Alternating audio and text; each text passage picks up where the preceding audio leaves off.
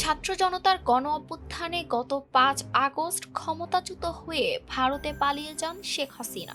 টানা 4 মাস যাবৎ দেশটিতে অবস্থান করেছেন তিনি। সেখান থেকেই তার দল ও নেতাকর্মীদের মনোবল বাড়াতে একের পর এক ফাঁকা আওয়াজ দিয়ে যাচ্ছেন। তবে এতদিন আড়ালে থাকলেও প্রথমবারের মতো জনসম্মুখে আসতে শুরু করেছেন তিনি।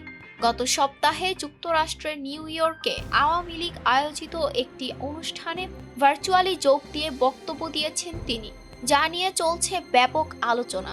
শুধু তাই নয়, যুক্তরাজ্যে আরও একটি অনুষ্ঠানে শেখ হাসিনা যুক্ত হবেন বলে জানা গেছে। কিন্তু কিভাবে? ছাত্র জনতার তোপ সামলাতে না পেরে গত 5 আগস্ট ঢাকা ছেড়েছিলেন শেখ হাসিনা। তারপর ধারণা করা হচ্ছিল শেখ হাসিনা হয়তো আর রাজনীতিতে ফিরবেন না।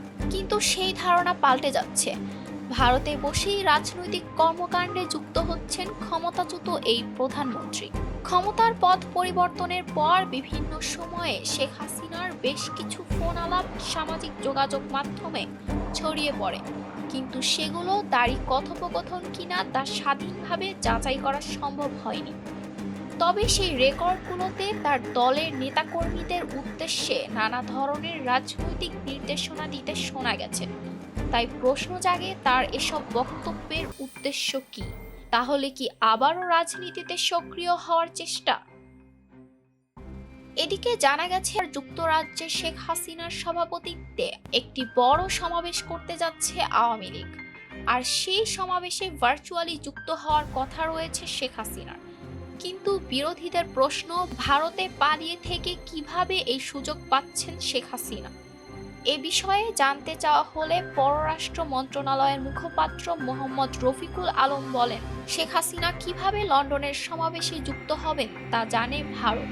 তারাই এ বিষয়ে ভালো বলতে পারবেন।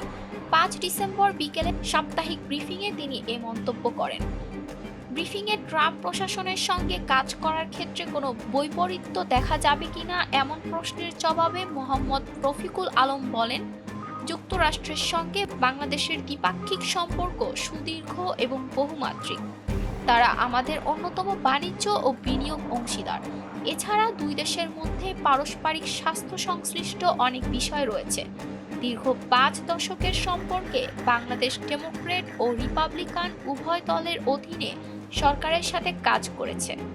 আমাদের 5 দশকের সম্পর্ক পর্যালোচনা করলে এটা সহজেই অনুমান করা যায় যে ক্ষমতাসীন দলের পরিবর্তন হলেও এর সাথে তাদের পররাষ্ট্রনীতি ও কৌশলগত অবস্থান এবং জাতীয় লক্ষ্যসমূহ অনেকটাই অপরিবর্তিত থাকে।